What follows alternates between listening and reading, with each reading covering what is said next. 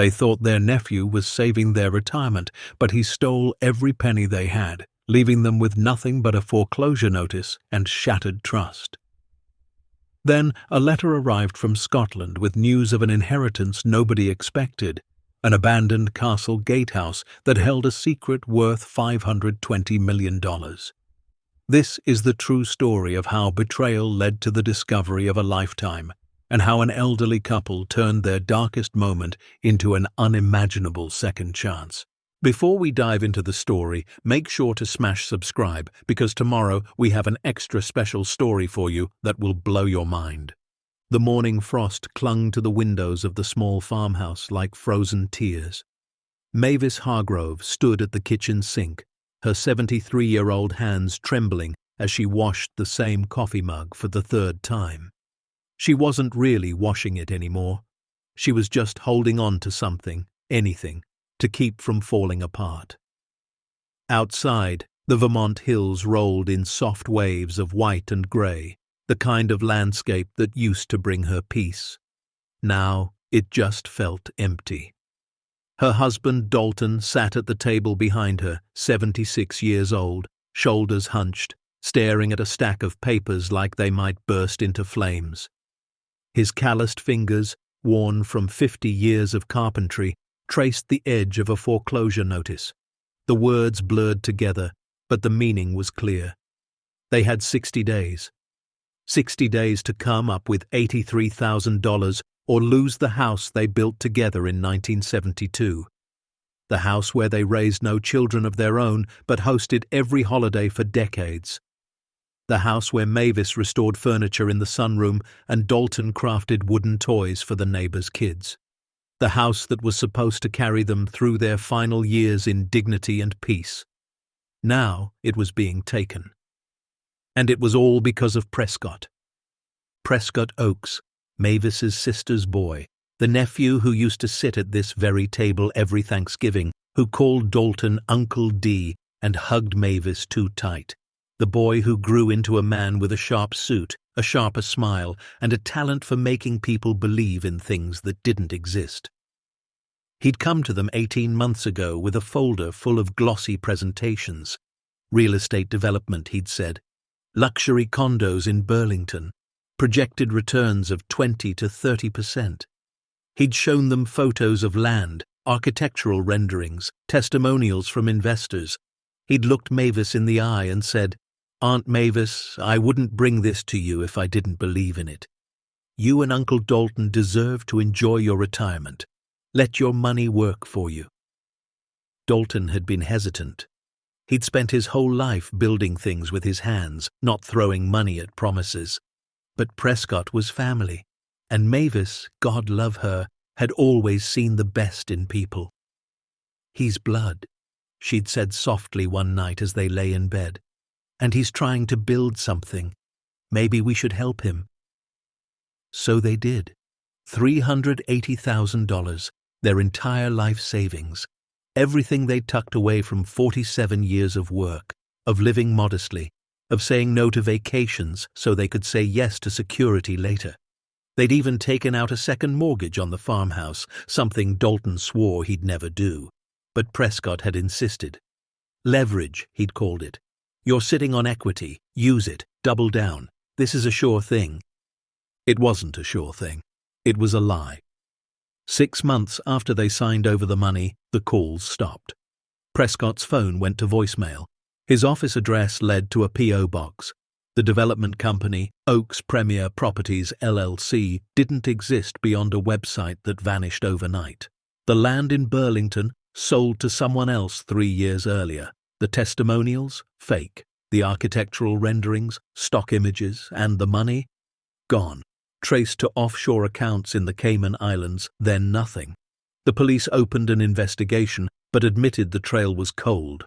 White-collar fraud across state lines, federal jurisdiction, low priority.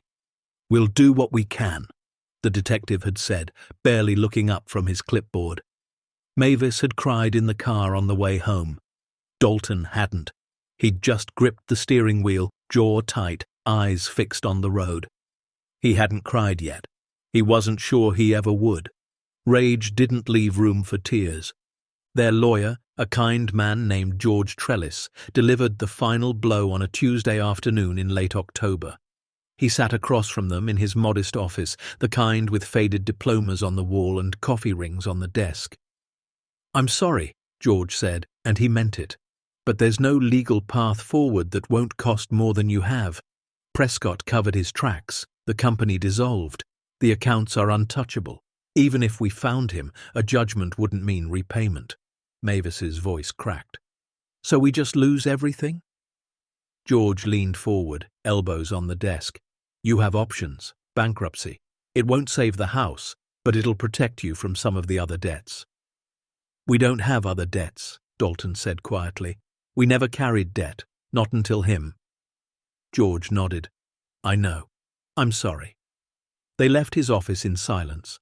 The town square was decorated for Halloween. Carved pumpkins lined the storefronts. Children ran past in costumes, laughing.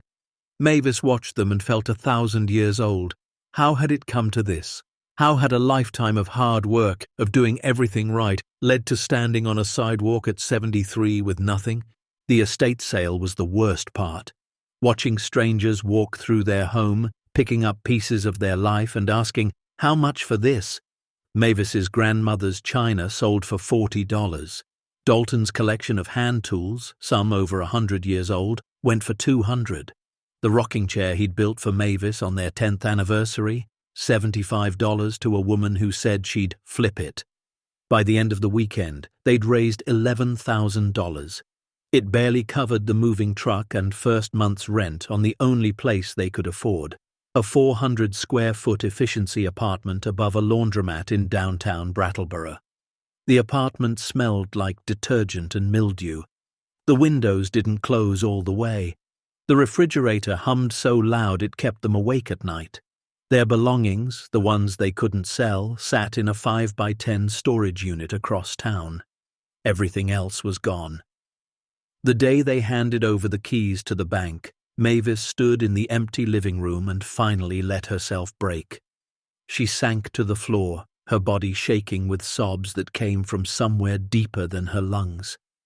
Dalton knelt beside her and held her, his own tears finally falling into her silver hair. "I'm sorry," he whispered. "I'm so sorry."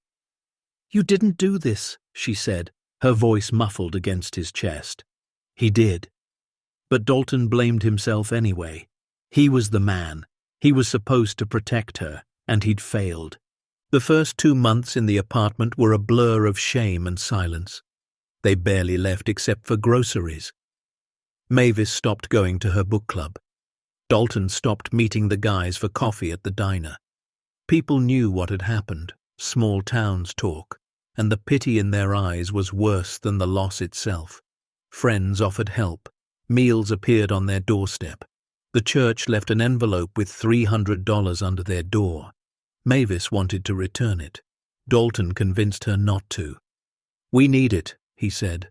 And they did. His pension covered rent and utilities barely. Her small social security check bought food. Anything extra, medicine, soap, gas, came from the kindness of others. They'd gone from independent to dependent in the span of a year. Mavis's health started to decline. The stress triggered her blood pressure. She'd had 2 small episodes the doctor called warning signs. Dalton watched her take pills every morning and felt the rage return. Prescott had done this. Prescott, who was probably lying on a beach somewhere, living off their life savings. There were moments Dalton thought about finding him, about driving south until he tracked him down, about making him feel a fraction of the pain he'd caused. But he was 76 and tired, and honestly, he didn't know if he had the strength left for revenge. So they simply existed, waking up, eating, sleeping, repeat, waiting for nothing in particular, just waiting. Then the letter came. It arrived on a grey morning in late January. The envelope was cream-coloured, expensive-looking, with a return address in Edinburgh, Scotland. Mavis retrieved it from their tiny mailbox in the lobby, squinting at the unfamiliar handwriting. "Dalton," she called up the stairs. "We got something from Scotland." He came down slowly, knees aching. "Scotland," she handed it to him. He turned it over, ran his thumb across the wax seal on the back. Official. Legal. He opened it carefully. Inside was a letter on heavy stationery, the kind with a letterhead embossed at the top. "McAllister and Fionla, solicitors," he read aloud. "Dear Mr. and Mrs. Hargrove, it is with regret that we inform you of the passing of Ambrose Dalton Hargrove on December 9th of last year. As his only surviving relatives, you are named as beneficiaries in his estate. Please contact our office at your earliest convenience to discuss the details of your inheritance. Sincerely, Callum Fionla, Senior Partner." Mavis blinked. "Ambrose?" Dalton frowned. "My great-uncle, my grandfather's brother. I thought he died years ago." "You never mentioned him." "I barely knew him. He left the States when I was a kid, 1960 or 61 maybe, moved to Scotland and never came back. My dad said he had some falling out with the family." Mavis sat down on the bottom step. "What kind of inheritance?" Dalton read the letter again. It didn't say, just instructed them to call. He looked at Mavis. She looked at him. For the first time in months, something flickered in her eyes. Not hope exactly, but curiosity. "Should we call?" she asked. Dalton glanced at the clock. It was 7 in the morning here, noon in Scotland. "Yeah," he said. "Let's call." The phone rang 4 times before a voice answered. "McAllister and Fionla, good afternoon." Yes, hello. This is Dalton Hargrove calling from the United States. I received a letter about my great-uncle Ambrose." "Ah, Mr. Hargrove. One moment, please." The line clicked. Classical music played. Then a deeper voice came on. "Mr. Hargrove, this is Callum Fionla. Thank you for calling. I'm very sorry for your loss." "Thank you. I'm afraid I didn't know my great-uncle well. We hadn't spoken in, well, over 60 years. Yes, I gathered as much from his records. Ambrose was quite private.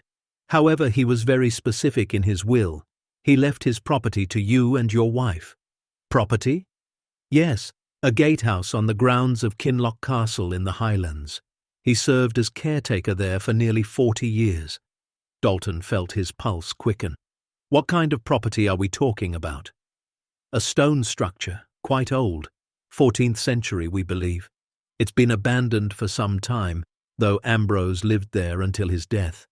The estate itself is in disrepair. There are back taxes owed, approximately £4,000, but the title transfers to you free and clear once those are settled." Dalton did the math in his head. £4,000, roughly $5,300.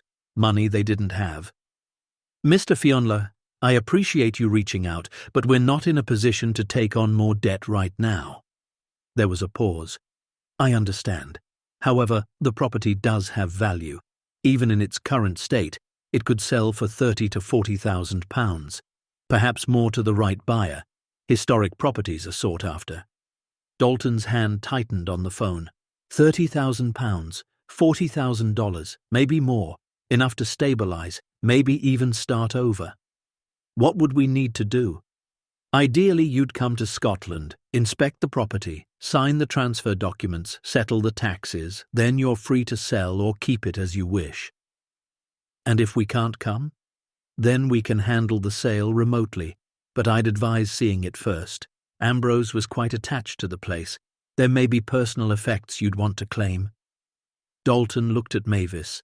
She was watching him, eyes wide. He covered the phone. "He left us a gatehouse in Scotland. We'd have to pay back taxes, but it might be worth 40,000. Mavis's hand went to her mouth. "We should go," Fionla continued. "I'll email you the details.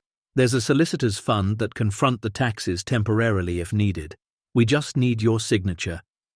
Let me talk to my wife. I'll call you back." "Of course. Take your time." Dalton hung up. They sat in silence for a long moment. "Scotland," Mavis finally said. "I know. We've never been." "I know. How would we even afford the flight?" Dalton pulled up his phone, searched flights. Boston to Edinburgh, round trip, $1,200. They had $900 in their checking account. "We can't," he said. Mavis stood, walked to the window. Outside, snow was starting to fall. She watched it for a long time. Then she turned back. "Sell the furniture." "What?" "The furniture in storage. My grandmother's desk, your father's workbench. Sell it. It's just sitting there anyway." "Mavis, we have nothing left to lose, Dalton. Nothing. If we stay here, we die in this apartment with nothing to show for our lives. But if we go, even if it's just to see one beautiful place before we're gone, maybe that's worth it." Her voice cracked. "Maybe we deserve one last adventure." Dalton felt something break open in his chest. She was right. They'd been surviving, not living. Maybe it was time to take one more risk, one final gamble, not on a con-man nephew, but on themselves. By the end of the week, they'd sold the furniture, $1,300. Combined with their savings, they had enough. Barely. 2 tickets to Edinburgh, Scotland, departing February 14th, Valentine's Day. Mavis laughed when she saw the date. 52 years married and you're finally taking me to Europe." Dalton kissed her forehead. Better late than never. They told no one where they were going, partly because they didn't want the questions, and partly because it felt fragile, like speaking it aloud might make it disappear. The night before they left, Dalton lay awake in the dark. Mavis slept beside him, her breathing soft and steady. He thought about Prescott, about the money, about the house, about everything they'd lost. And then he thought about Ambrose, a man he barely remembered, a man who'd left his family behind and spent 40 years as a caretaker in a castle in Scotland. What kind of life had that been? And why had he left them anything at all? Dalton didn't know, but tomorrow they'd find out. The flight was long and uncomfortable. Neither of them had flown in over 20 years. The seats were narrow, the air stale. Mavis slept most of the way, her head on Dalton's shoulder. He watched the darkness outside the window and wondered if they were making a mistake. They landed in Edinburgh at 6 in the morning local time. The airport was massive, bustling, overwhelming. They collected their single suitcase and found their way to the rental car counter. Dalton had reserved the cheapest option, a tiny hatchback that barely fit their luggage. The drive north into the Highlands took 4 hours. The landscape shifted from city to rolling green hills to rugged, windswept mountains. Stone walls lined the roads, sheep dotted the fields. Castles, real castles, rose from the hills like ghosts of another time. Mavis pressed her face to the window, eyes wide. "It's beautiful," she whispered. Dalton nodded. It was. They arrived in Kinloch Ferry just after noon. The village was tiny, maybe 200 people, a single street with a pub, a post office and a church. Locals stared as they drove past. Outsiders were clearly rare. They found the solicitor's office tucked between the post office and a wool shop. Callum Fionlach was waiting. He was younger than Dalton expected, maybe 45, with ginger hair and kind eyes. "Mr. and Mrs. Hargrove," he said, shaking their hands. "Welcome to Kinloch Ferry. How was your journey?" "Long," Dalton said, "but we're here." Good. Come in, please." His office was small but tidy. He offered tea. They accepted. As they sat, Fionla pulled out a file. "I won't keep you long. I know you'll want to see the property, but there are a few things you should know about Ambrose." He opened the file. Inside were photographs. Ambrose as a young man, dark-haired and serious. Ambrose as an old man, white-bearded and weathered. He came here in 1962, took a job as caretaker for Kinloch Castle. The estate had fallen into disrepair after the war. The family who owned it couldn't afford upkeep. Ambrose maintained it alone for nearly 40 years. "Was he married?" Mavis asked. No children, very private. The villagers respected him but didn't know him well." Fionla hesitated. "He was a bit of a mystery, truth be told." "A mystery how?" Dalton asked. Well, he lived very simply, barely any income, yet he travelled occasionally, kept the property immaculate, and toward the end he became quite insistent about his will, made several changes. The final version names you as sole beneficiaries, with very specific instructions. What instructions? Fionla slid a paper across the desk. That you see the property in person before making any decisions about its future, and that you spend at least one night there. Mavis frowned. That's odd. Yes, Fionla agreed, but legally binding. If you wish to inherit, you must honor his terms. Dalton and Mavis exchanged a glance. We came all this way, Dalton said. We'll honor it. Fionla smiled. Excellent. Then let me drive you there. They followed him in their rental car, winding up a narrow road that climbed into the hills. After 20 minutes, they turned onto an overgrown path. Trees pressed close on both sides. Then the forest opened up, and there it was. Kinloch Castle. It rose from the hillside like something out of a storybook. Massive stone walls, turrets, battlements. But it was crumbling. Windows were broken, sections of wall had collapsed, ivy swallowed entire wings. And at the entrance, standing alone like a sentinel, was the Gatehouse. It was smaller than the main castle, but no less impressive. 2 round towers flanked a central archway. Thick wooden doors hung slightly open. The stone was weathered but solid. Mavis stepped out of the car, breath caught in her throat. My God! Dalton stood beside her, equally stunned. Fionla approached with a set of keys. The Gatehouse. Ambrose's home for 40 years. It's yours now. He handed Dalton the keys. They were old, iron, heavy. There's no power, I'm afraid, and the water's been shut off. But it's structurally sound. Ambrose kept meticulous records of repairs. He lived here alone? Mavis asked. Yes. There's a small living area on the 2nd floor. He used the ground floor for storage mostly. Dalton stepped toward the entrance. The doors groaned as he pushed them open. Inside it was dark, cold. The air smelled of stone and age. He pulled out his phone, turned on the flashlight. The beam swept across a large open space. Stone floor, vaulted ceiling, wooden beams overhead, and along the walls, shelves. Hundreds of them, filled with books, papers, boxes. Mavis stepped in beside him. What is all this?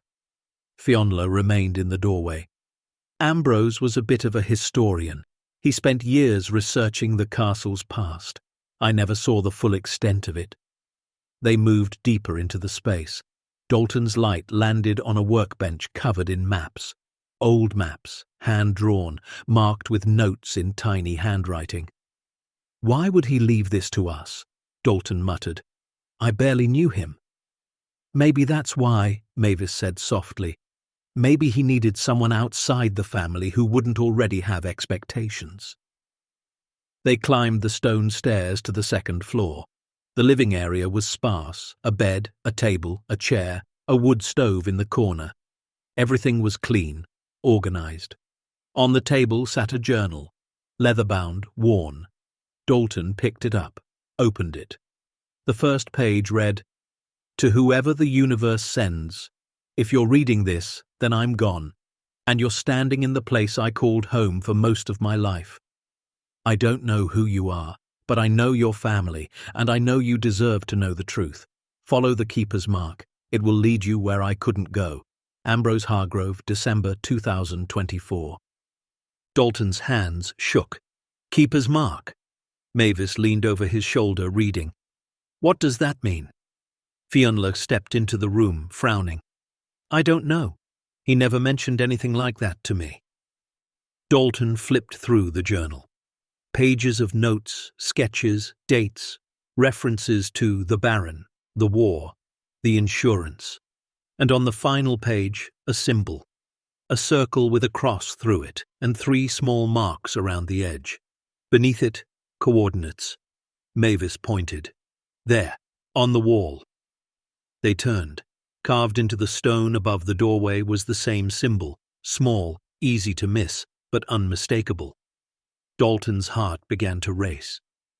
"There are more?" Mavis moved to the window, ran her hand along the sill. "Here, another one." Fionla looked pale. "I had no idea." They spent the next hour searching. The symbols were everywhere, carved into stones, etched into beams, hidden in corners, and each one seemed to point down, toward the ground floor, toward the back wall. As the sun began to set, casting orange light through the broken windows, they stood in front of the rear wall of the gatehouse. It looked solid, stone like everything else. But Dalton noticed something, a seam, faint, almost invisible, running vertical from floor to ceiling. He pressed his hand against it, hollow. Mavis grabbed his arm. "Dalton!" He looked at her. Her eyes were wide, full of something he hadn't seen in months. Hope. Fionla stepped back. "I should go. I'll return tomorrow morning." "Wait," Dalton said. "Do you know anything about what's behind this wall?" The solicitor hesitated. "No, but there were always rumors about Ambrose, about the castle. People said he was protecting something. I never believed it." He paused. "Until now." He left them with a flashlight, a bottle of water, and a promise to return at dawn. Alone, Mavis and Dalton stood in the fading light. "Do we open it?" she asked. Dalton looked at the wall, then at the journal in his hand. Ambrose had left them this. Whatever was behind that stone, he wanted them to find it. "Yes," he said, "we open it." And somewhere, deep in the stone and shadow, something was waiting. Dalton ran his fingers along the seam in the wall, pressing, searching for something that would give. The stone was cold beneath his palms, ancient and unmoved by time. Mavis held the flashlight steady, her breathing shallow in the growing darkness. Outside, the Scottish wind howled through the castle ruins, making the gatehouse groan like a living thing. "There has to be a mechanism," Dalton muttered. He stepped back, studying the wall. The symbols Ambrose had carved were subtle, almost invisible unless you knew to look. 3 of them formed a triangle pattern around the seam. He pressed the top one. Nothing. The left one. Nothing. Then the right. A soft click echoed through the chamber. Mavis gasped. The seam widened just an inch, revealing darkness beyond. Dalton gripped the edge and pulled. The hidden door was heavy, counterweighted, built to last centuries. It swung inward with a low groan, releasing air that smelled of earth and secrets kept too long. "Oh my God," Mavis whispered. Beyond the door was a stairwell, carved directly into the bedrock beneath the gatehouse. Stone steps descended into blackness so complete their flashlight barely penetrated it. Dalton felt his pulse hammering in his ears. "Ambrose lived here for 40 years, he said quietly. "Whatever's down there, he protected it all that time." "Should we wait until morning?" Mavis asked, though her voice carried more excitement than fear. Dalton looked at her. Even in the dim light, he could see the transformation. The woman who'd been broken by betrayal, who'd cried on the floor of their empty farmhouse, was standing straighter now. Her eyes were bright, alive. "No," he said, "we go now." They descended slowly, one step at a time. The walls were close, carved smooth by hands centuries dead. Every 10 steps, they found another of Ambrose's symbols etched into the stone. Markers, guidance, proof they were going the right way. The temperature dropped as they went deeper. Their breath came out in small clouds. Mavis counted the steps under her breath. When she reached 63, the stairs ended. They stood in a narrow corridor, barely wide enough for 2 people side by side. The ceiling was low, forcing Dalton to duck slightly. The walls here weren't natural rock. They were constructed fitted stone blocks laid with precision. "This is medieval," Dalton said, running his hand along the wall. "This was built when the castle was." "But why?" Mavis asked. "Why dig this deep?" They followed the corridor. It stretched ahead for what felt like 100 feet, maybe more. Dalton's flashlight beam bounced off the walls, creating shadows that seemed to move. Halfway down, they found the first door. It was wooden, reinforced with iron bands and rotting. Dalton pushed it open carefully. Inside was a small chamber, empty, except for rusted chains hanging from the wall and a stone bench. "A cell?" Mavis said softly. "They imprisoned people down here." They moved on, 2 more cells, both empty. Then the corridor opened into a larger space. A cistern, long dry, with channels carved into the floor for water that hadn't flowed in decades. And on the far side, another door. This one was different, newer. The wood was still solid, the iron hinges recently oiled. Someone had maintained it. Ambrose. Dalton approached slowly. There was a lock, modern by comparison, maybe 100 years old, and hanging from a nail beside it was a key. He looked at Mavis. "He left it for us." She nodded. "He wanted us to find this." Dalton took the key. His hand trembled slightly as he slid it into the lock. It turned smoothly. The door opened. Beyond it was another stairwell, but this one was different. The steps were wider, the walls reinforced with wooden beams.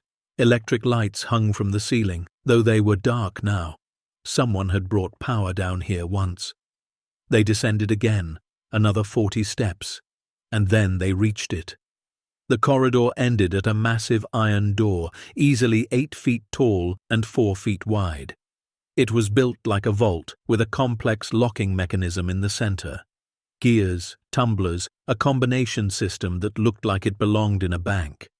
Dalton felt his legs go weak. "What is this?" Mavis breathed. Mounted on the wall beside the door was a metal box, weatherproof and sealed. Dalton opened it carefully. Inside were papers wrapped in plastic. He pulled them out with shaking hands. The first was a letter in Ambrose's handwriting, dated December 3rd, 2024, just 6 days before he died. Dalton read aloud. "If you've made it this far, then you're serious. Good. You'll need to be. What's behind this door is a secret I've kept for 46 years. I discovered it in 1978 while doing restoration work on the castle foundation. At first, I thought it was just an old storage room. Then I opened it." He paused, swallowed. "The baron who owned this castle in 1943, his name was Heinrich von Strausberg, Austrian nobility, fled to Scotland when the Nazis came for his fortune. He was a collector, art, currency, bonds, gold. He hid it all here, in a vault he'd commissioned years earlier during the castle's renovation. Then he died in 1944, killed in a bombing in London. His wife and son died the same night. No heirs, no one left who knew the vault existed except the builder, who died in 1947. The estate went through years of legal battles, different governments claiming ownership. It was never settled. The castle fell into ruin. Everyone forgot, except the vault remained. Climate-controlled, powered by a hydroelectric system the baron built beneath the mountain. Genius engineering. It's still running. I found the combination in the baron's personal papers, hidden in the estate archives. Took me 6 years to locate them. I opened the vault in 1984. I saw what was inside, and I closed it again, because I didn't know what to do. Legally, it's complicated. Morally, even more so. The fortune inside belongs to no one and everyone. Governments would fight over it for decades. Treasure hunters would kill for it. So I kept it secret. I maintained it. I protected it. And I waited. For what, I didn't know. Until I got sick last year. Until I knew I was dying. Then I understood. I was waiting for the right people. People who'd been broken by the world's cruelty. People who deserved a second chance.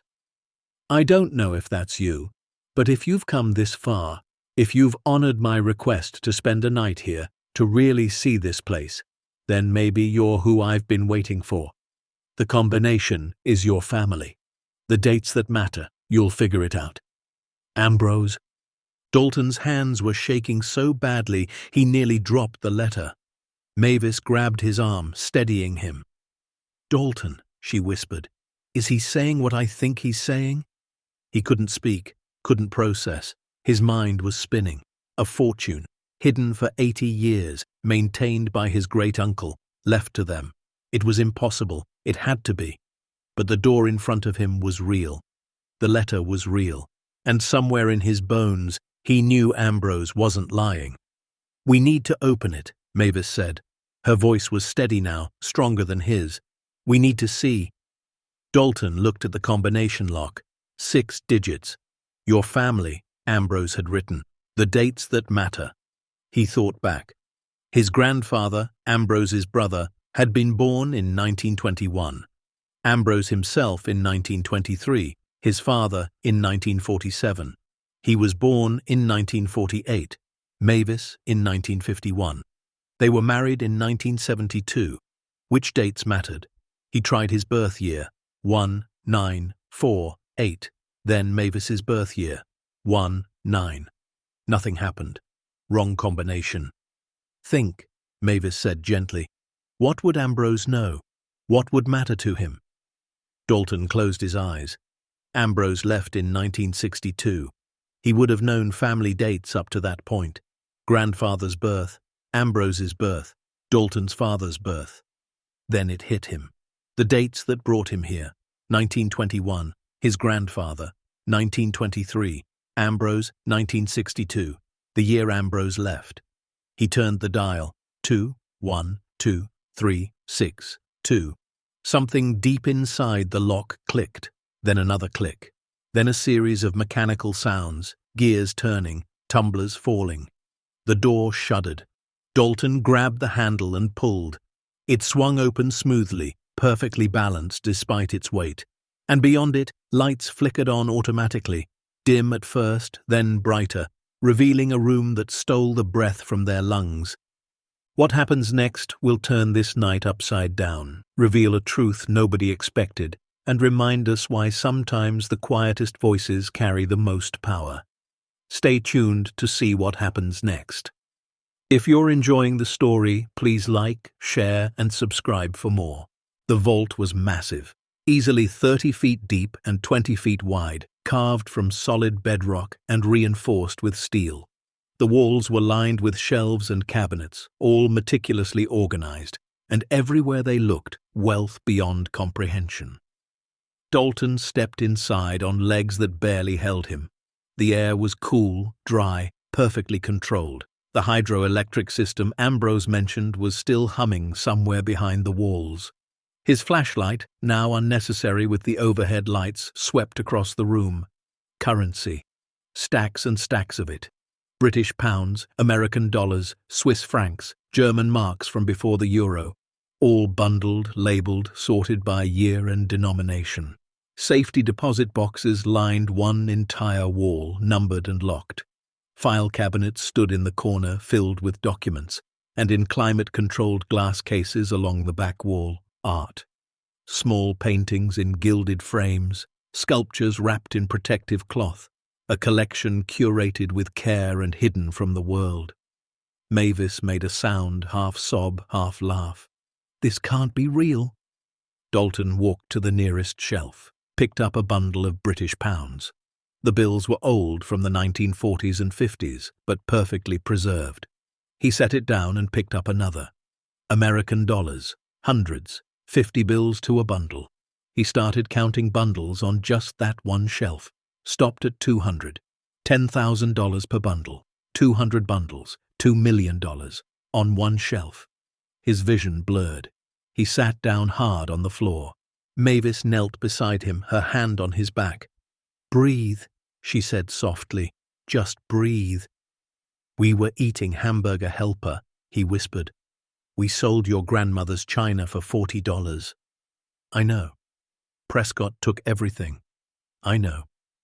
And now we're sitting in a vault with millions of dollars that belong to a dead Nazi-fleeing baron, maintained by my great-uncle who I met maybe twice in my entire life." Mavis laughed. It was a broken, disbelieving sound. "Yeah."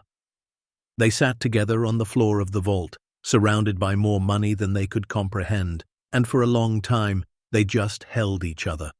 Because it was too big. Too impossible. Too much. Eventually, Dalton stood, helped Mavis to her feet. "We need to document this," he said. "Take photos. Count what we can." "Why?" "Because I don't trust my own eyes right now, and if we leave and come back tomorrow and this is gone, I need proof I wasn't losing my mind." They spent the next 2 hours cataloguing what they could. Dalton took photos with his phone, hundreds of them. Mavis found Ambrose's inventory in one of the filing cabinets. It was meticulous. Every single item logged, dated, condition noted, estimated value calculated. She opened it to the final page and read aloud.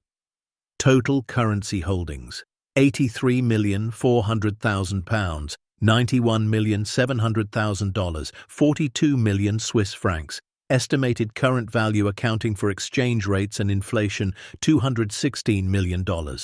She turned the page. Bearer bonds, various institutions, 1940 to 1944. Face value at maturity, $98 million. Likely current value with accrued interest if validated, approximately $140 million. Another page. Art and antiquities. 12 paintings attributed to minor impressionist artists. Estimated value $18 to $25 million. Gold certificates, 1933 issue, never redeemed. Face value $8 million. Current collector value, possibly $35 million. She looked up at Dalton, her face pale. He estimated the total value at $520 million.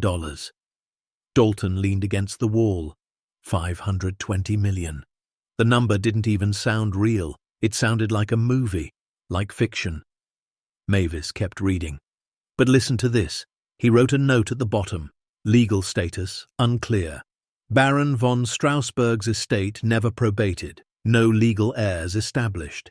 British government claimed castle and grounds in 1956, but vault was never discovered in transfer. Austrian government filed claims in 1963, dismissed. Technically, contents may fall under treasure trove laws, but jurisdiction is disputed. Finders' rights may apply, but publicity would trigger international legal battle lasting decades, kept hidden to prevent seizure and endless litigation, maintained in trust for unknown future purpose. Recommend legal consultation before any disclosure. Dalton felt sick. So even if this is real, we might not be able to keep it. Or touch it, Mavis added, or even admit it exists. They stood in silence, the weight of it pressed down like the mountain above them. "What do we do?" Mavis finally asked. Dalton looked around the vault, at the fortune that could change their lives, that could erase every hardship, every betrayal, every sleepless night. And he thought about Ambrose, living alone in a gatehouse for 40 years, protecting this secret, never spending a penny, dying with almost nothing to his name. Why? Why guard something you could never use? Then he remembered the letter. People who'd been broken by the world's cruelty. People who deserved a second chance. Ambrose hadn't kept this for himself. He'd kept it for them.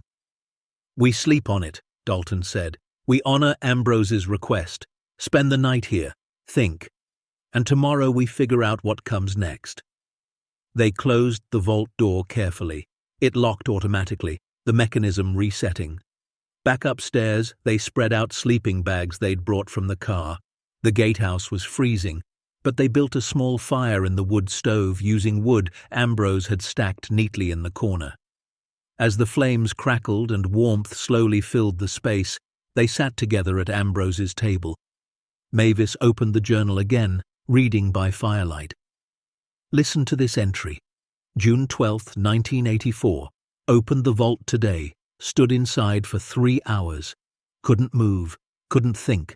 Just stared at what centuries of greed and fear had hidden away.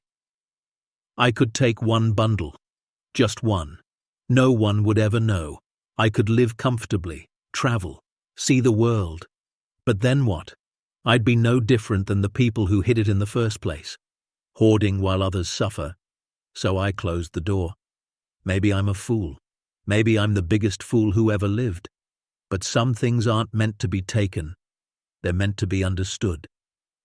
Mavis's voice cracked. He was a good man. Yeah, Dalton said. He was. They read more entries. Ambrose's life unfolded in fragments. His arrival in Scotland, running from a family that didn't understand him. His love of the castle, the history, the solitude. His discovery of the vault and the years of research that followed.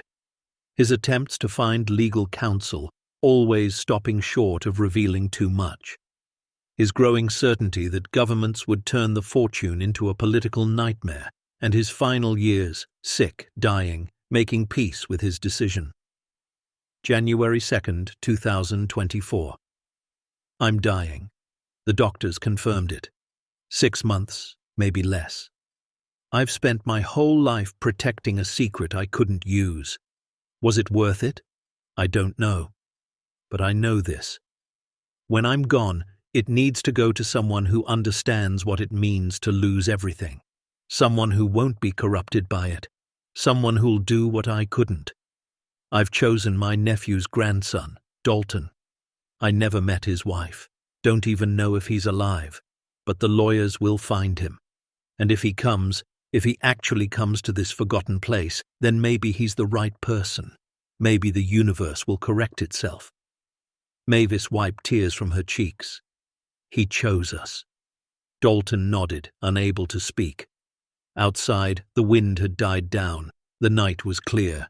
Through the broken windows they could see stars. More stars than they'd ever seen in Vermont. Mavis stood and walked to the window. What if we can't keep it? She asked quietly. What if the governments take it, or lawyers tie it up forever, or we end up worse than we started? Dalton joined her, slipping his arm around her waist. Then we'll still have this night, this place, this moment where we stood in a vault and knew, for just a little while, that the universe tried to balance the scales. She leaned into him.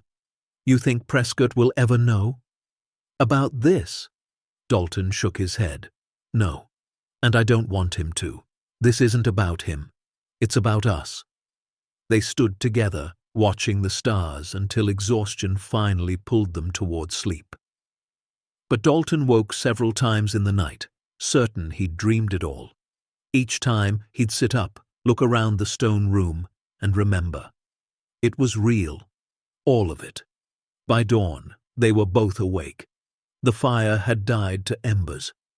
Pale light filtered through the windows, painting everything in shades of grey and gold. Mavis made tea on a camping stove she'd packed.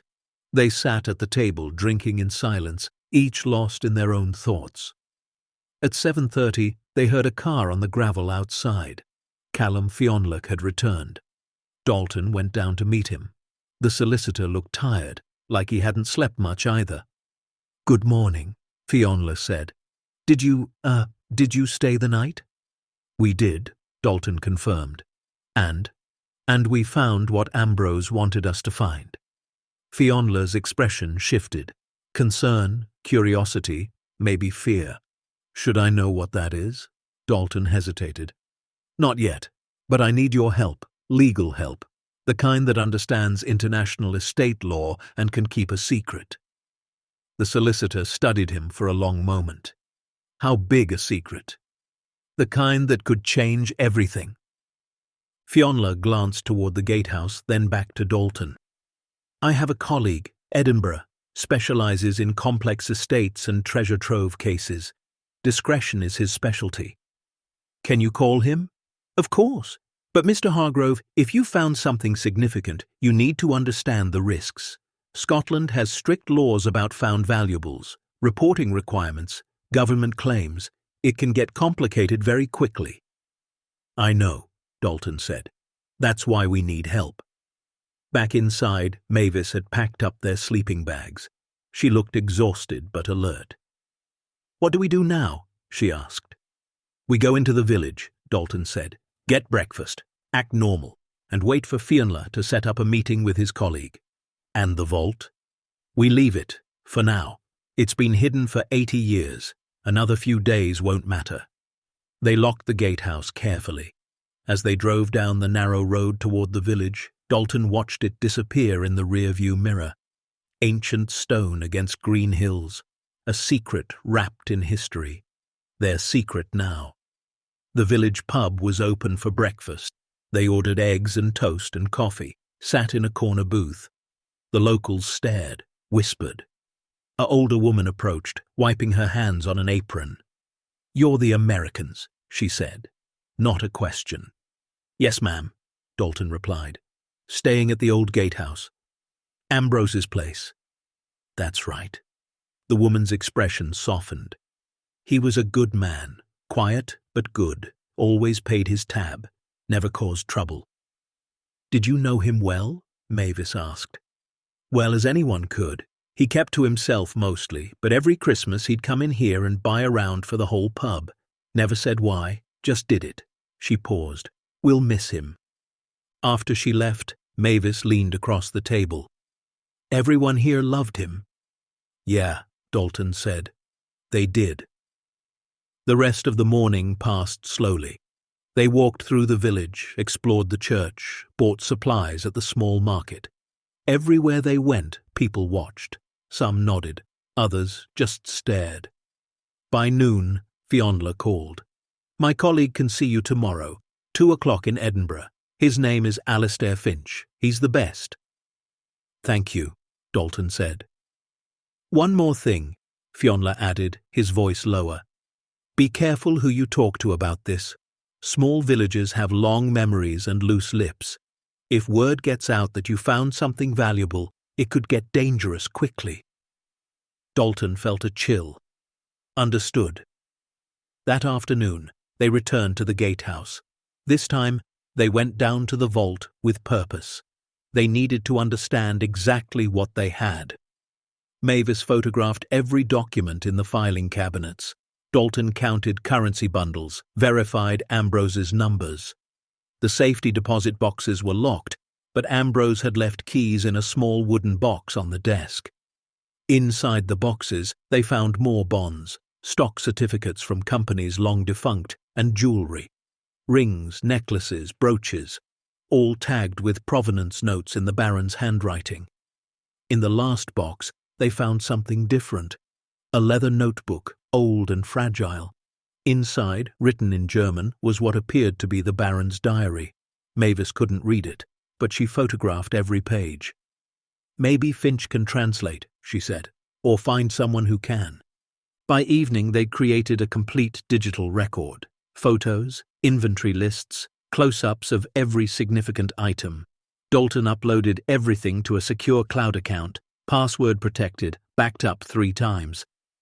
"If something happens to us," he said, "this is evidence." "You think something might happen?" Mavis asked.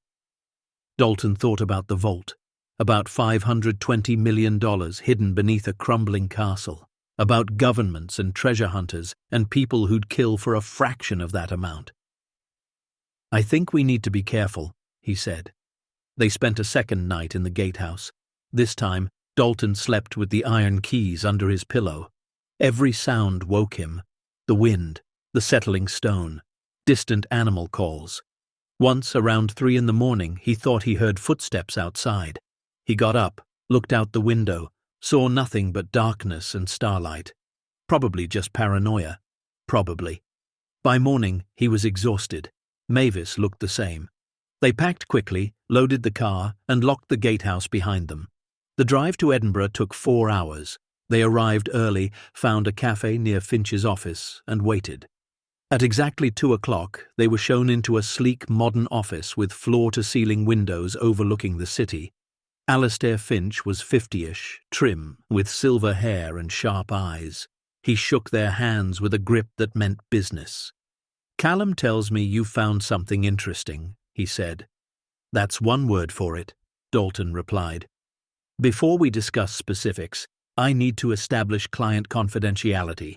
Anything you tell me is protected. I cannot and will not disclose it without your permission. Understood?" "Understood," Mavis said. "Good. Now then, what have you found?" Dalton took a breath. A vault beneath the Kinloch Castle Gatehouse, hidden for 80 years, currency, bonds, art, gold certificates. Ambrose Hargrove's inventory estimates the value at $520 million. Finch didn't blink, didn't react at all for a long moment. Then he leaned back in his chair. I see. We have photos, documentation, everything. I'm sure you do. Finch stood, walked to the window, looked out over Edinburgh. Do you know what you're sitting on? A legal nightmare? Dalton offered. Potentially, or potentially the opportunity of a lifetime. It depends entirely on how we approach it. He turned back. Treasure trove law in Scotland is complex. If you find historical objects, you're required to report them. The Crown has first right of claim, but currency and bonds aren't typically classified as treasure trove. They're financial instruments. Different rules apply. So we could keep it? Mavis asked. Possibly. If we can establish that the original owner is deceased, the estate is unresolved, and no legitimate claimants exist. If we can argue that your great-uncle acquired custodial rights through his employment and passed those rights to you, if we can navigate international treaties and tax obligations. He paused. It's not impossible, but it will take time and discretion. How much time? Months, maybe years, and it will cost money you likely don't have. Dalton felt the hope draining. We don't, Finch smiled, which is why I propose we work on contingency. If we successfully secure your claim, my fee is 10%. If we fail, you owe nothing. 10% of $520 million, $52 million. It was an insane amount, but it was also the only option they had. Dalton looked at Mavis. She nodded. Deal, Dalton said. Finch extended his hand. They shook, and with that, everything changed. Again. Alistair Finch didn't waste time. Within 48 hours, he'd assembled a team. A forensic accountant to verify Ambrose's inventory, a translator for the Baron's German diary, a genealogist to confirm no living heirs existed, and a tax attorney who specialized in international estate law. They met in a conference room in Edinburgh, away from curious eyes. Dalton and Mavis sat at one end of a long table, feeling out of place among professionals in expensive suits. Finch stood at the head, projecting images onto a screen. Let's start with what we know, he said. The first image was a photograph of Baron Heinrich von Strausberg, a stern-faced man in his 50s, wearing a military uniform from the First World War. He had cold eyes and a rigid posture. Heinrich von Strausberg, Finch continued, born 1889 in Vienna, came from minor Austrian nobility, made his fortune in textiles and banking between 1920 and 1935. When Hitler annexed Austria in 1938, the Baron saw what was coming. He began moving his assets out of continental Europe. By 1941, he'd relocated to Scotland, purchasing Kinloch Castle and the surrounding lands. The next image showed the castle in its glory days. Pristine stone walls, manicured gardens, flags flying from the towers. He lived there with his wife Elsa and their son Dieter. But in October of 1944, all three were killed in a bombing raid in London. They'd gone to the city for Dieter's university enrollment. Wrong place, wrong time. Within hours, the entire bloodline was gone. Mavis felt her throat tighten. A whole family, erased in a single night. After their deaths, the estate went into legal chaos. The Austrian government claimed the assets should return to Austria. The British government argued the Baron had naturalized and his estate fell under British law. Meanwhile, distant relatives came out of the woodwork claiming inheritance rights. Finch clicked to another slide. Legal documents yellowed and dense with text. The courts fought over it for 12 years. In 1956, the British government seized the castle and grounds for unpaid taxes. They sold it at auction. It changed hands 3 times over the next 20 years, each owner unable to maintain it. By the 1970s, it was abandoned. That's when Ambrose arrived. Dalton leaned forward. And found the vault. Yes, but here's what's interesting. According to the documents your uncle left, the vault wasn't just hidden. It was invisible. Finch pulled up architectural drawings. The Baron had it constructed in 1939 by a German engineer named Klaus Meinhof. Meinhof built it into the existing medieval foundation, using the old cistern system as cover. The entrance was concealed behind a false wall. The power system was tapped into a natural underground river, creating a hydroelectric generator that still runs today. Genius engineering, and critically, no one except the Baron, his wife, and Meinhof knew it existed. "What happened to Meinhof?" Mavis asked. "Died in 1947. Fell off scaffolding in Berlin. Probably an accident." "Probably." Finch let that hang in the air. So when the estate was catalogued for seizure, no one knew to look for a vault. It simply didn't exist on paper. And it stayed that way until Ambrose found it in 1978. The genealogist, a thin woman named Moira, spoke up. "I've traced every branch of the von Strausberg family tree. Heinrich had 2 siblings, both died childless in the 1920s. His wife Elsa was an only child. Her parents died in 1939. There are no living relatives, no one with legal claim to the estate." Finch nodded. "Which brings us to the legal question. Who owns the contents of the vault?" The tax attorney, a man named Graham, pulled out a thick folder. "Legally, it's complicated. Treasure trove law requires reporting historical objects, but currency and financial instruments fall into a grey area. The Baron hid them, yes, but he did so on his own property, in a structure he commissioned. It wasn't buried treasure in the traditional sense, it was a private vault." "So we can keep it?" Dalton asked. Graham hesitated. "Potentially, if we can argue several points. First, that Ambrose acquired custodial rights through his employment as caretaker.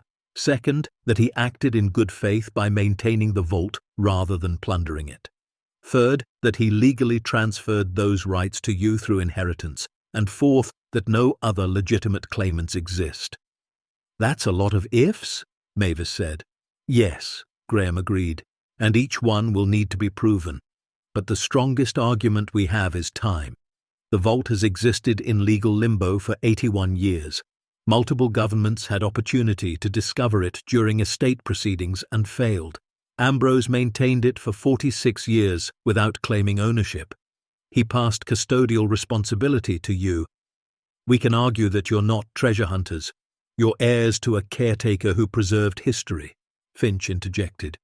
"But we need to be strategic. If we go public immediately, every government agency and treasure hunter in Europe will descend on Kinloch Ferry. We'll spend decades in court while the vault is sealed and studied. You'll see nothing." "What's the alternative?" Dalton asked. "We move slowly, quietly.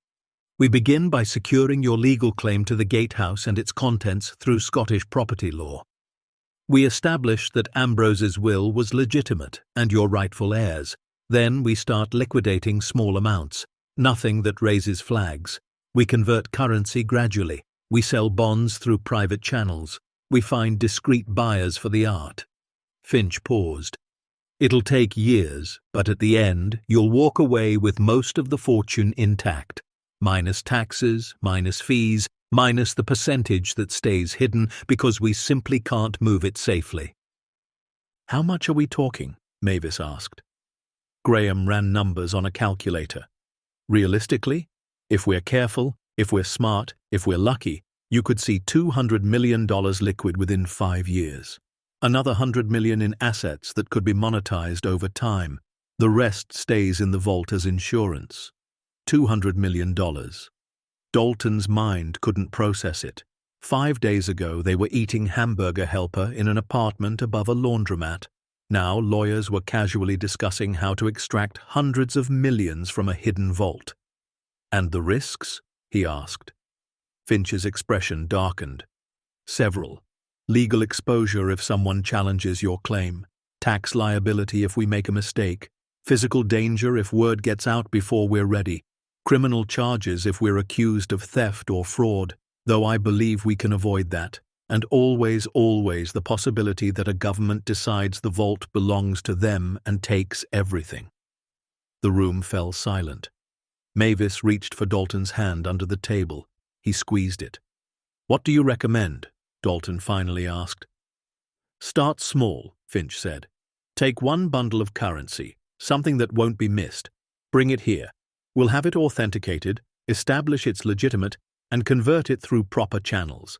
That gives you liquid funds to live on while we build the case. Meanwhile, we file your inheritance claim, get the Gatehouse officially transferred, and start building legal protection. Slow and steady." Dalton looked at Mavis. "What do you think?" She was quiet for a moment, her mind clearly racing. Then she said, "I think we trust Ambrose. He kept this secret for 46 years. He built this plan carefully. If we rush, we dishonor that. So yes, slow and steady." They returned to Kinloch Ferry that evening. The village was quiet, as always. A few locals lingered outside the pub, smoking and talking in low voices. They watched Dalton and Mavis drive past, eyes following the rental car. Dalton felt the weight of those stares. At the Gatehouse, he unlocked the doors and stepped inside. The air felt different now, charged, like the stones themselves knew what lay beneath. They descended to the vault. Dalton opened it with the combination that was now burned into his memory. 2, 1, 2, 3, 6, 2. The door swung open. The lights flickered on. He walked to the shelf where he'd first counted currency, picked up a single bundle of American $100 bills, 50 bills, $5,000. He hesitated. This was the line. Once they took something from the vault, they were no longer just custodians. They were claiming it. Mavis stepped beside him. "Ambrose wanted this," she said softly. "He wanted us to have it." Dalton nodded. He slipped the bundle into his jacket. They locked the vault, climbed back upstairs. And as they did, Dalton felt something shift. They weren't victims anymore. They were players in a game they barely understood, but they were playing. Back in Edinburgh 2 days later, they handed the bundle to Finch. He took it to a currency expert who examined each bill under magnification. By afternoon, the verdict came back. "Genuine," Finch reported. 1958 series, perfect condition, worth approximately $6,000 to collectors, more than face value. "So it's real," Dalton said. "It's real." Finch arranged for the bills to be sold through a reputable dealer. The money was deposited into an account he'd opened in their names. Within a week, $6,200 appeared in their balance, the first money from the vault. Mavis stared at the bank statement on Finch's desk. "This is real," she whispered. "This is actually happening." But reality came with complications. Back in Kinloch Ferry, people were asking questions. The pub owner, a man named Tam, approached Dalton one afternoon. "You're Ambrose's family?" Tam asked.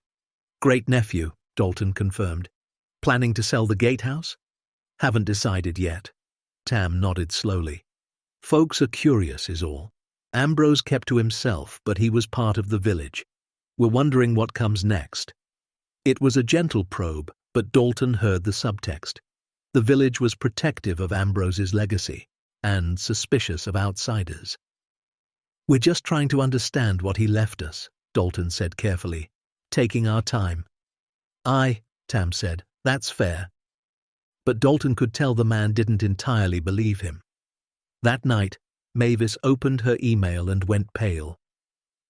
"Dalton." He looked over her shoulder. There was a message from an address he didn't recognize. The subject line read, "Heard about your Scottish windfall." His blood went cold. He opened it. "Dear Aunt Mavis and Uncle Dalton, congratulations on your inheritance. Must be nice. After everything I did for you, helping you invest, trying to grow your money, I'd think you'd remember family. I'm sure whatever you got in Scotland is worth sharing. Let's talk. Family should stick together. Your loving nephew, Prescott." Dalton's hands clenched into fists. How the hell did he find out? "The lawyer back home," Mavis said quietly. "George Trellis. He knew we were coming to Scotland. He must have mentioned it to someone. Small towns talk. Dalton wanted to throw the laptop across the room, but he forced himself to breathe. He's fishing. He doesn't know about the vault. He's just assuming we inherited property worth selling. What do we do? Nothing. We don't respond. We don't engage. Finch said to keep this quiet. Prescott doesn't get to worm his way back into our lives. But the email sat there, a digital threat, a reminder that the man who'd destroyed them was still out there, still circling. That same week, the genealogist Moira made a discovery.